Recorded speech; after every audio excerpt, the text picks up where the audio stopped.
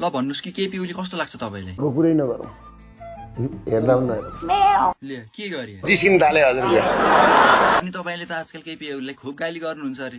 पहिला त खुब पछि पछि हिँड्नुहुन्थ्यो त। केपी ओली को नि तेल लाउन मात्रै सकिन क्या मैले तल अलिकति तेल लगाइदिएको भए त्यति बेला एफिलिएसन पाइसक्नुहुन्थ्यो होला। अहिले राजा ल्याउँछु भन्दै हिँड्नु त पर्थेन नि तपाईँ। किनले मलाई एउटा एफिलिएसन नदिए त्यही भएर होला तपाईँ एमालेलाई सिद्ध्याउँछु भन्दै हिँड्नु भएको। दुर्गा माताको कसम एमाले त सिद्धियो एमालेलाई सिद्धिन्छ कसरी सिद्ध्याउनुहुन्छ? एमाले त झन् मिसन 84 भन्दै हिँडिराख त अनि। एमालेले मिसन 84 भनेको 84 पुग्नै दिन्न नि महिनाहरू ए भनेपछि 84 नपुग्दै फ्याँक। त्यही हो कुरो अनि के हो कुरो? तपाईले त पहिला पनि केपी ओलीलाई सिद्ध्याउनु खोज्नु भएको थियो त। 64 सालमा मेरो बाटो छेकेर मेरो हत्या गर्ने प्रयास गरेका थिए होइन हामीले ठोकेकै हो हजुर बाउलाई दुर्गा प्रसादहरूले। यिनीहरूले त मार्नै खोज्या हुन् नि। प्रचण्डको माथिबाट चाहिँ नि निर्देशन थियो ठोक्नु भने त ठोक्यौँ जम्मै मिलेर अनि आफ्नै हजुरबाबुले किन त्यस्तो गरेको त? देश सकेपछि हजुर बुवा भनेर हुन्छ भाइ